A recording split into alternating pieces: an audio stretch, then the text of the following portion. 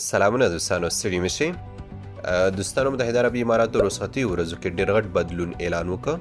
کوم چې به دا بدلون د 2022 کال اولې میاشتې اول تاریخ څخه پیلېږي.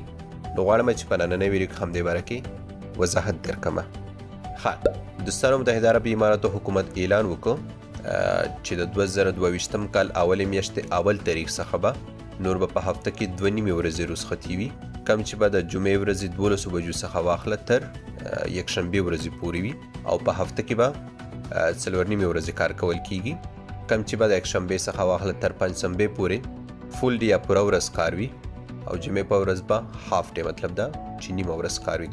مطلب دا چې دوشنبې څخه واخله یا د دریم ورځ څخه واخله تر څلورم ورځې پورې به د سهار 9 بجو 10 دقیقو څخه کاري وخت پیلېږي تر ماسپښین 3 بجې 10 دقیقو پورې، او د جمعې په ورځ د سهار 9 بجو 10 دقیقو څخه پیلېږي تر غرمې 12 بجو پورې.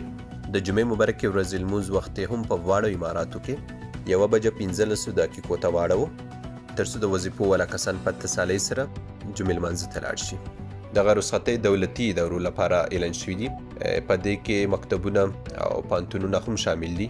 هغوی لپاره هم په هفته کې 2 نیمې ورځې چوټي ده، او بعضې شخصي کمپنۍ هم اعلان وکړ چې دوی به نوره رخصتي د هفتې او دویم په ورځ وي. دوستانو دا اول ځل نه دی چې په متحده عربي اماراتو کې د رخصتۍ ورځې بدلیږي. مخکې هم 3 پیره بدلې شوي دي. د 1901 څخه واخله تر 1999 پورې د جمعې ورځ رسمي رخصتي بلل شوې وه. بیا د 1999 څخه واخله تر 2006 پورې شپږم او جمعې ورځ رسمي رخصتۍ بلل شوې وې.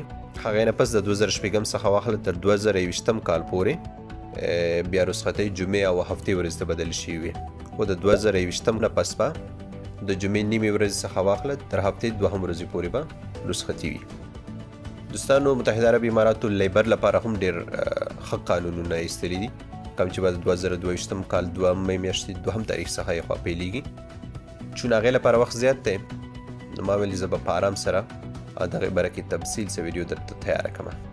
نور د معلوماتو لپاره تاسو خپل ټایم تعقیبوئ تر څو په خبر شئ، او په آخره کې ستاسو د دعاګانو او سپورټ څخه زه د زړه له کومې مننه کوم.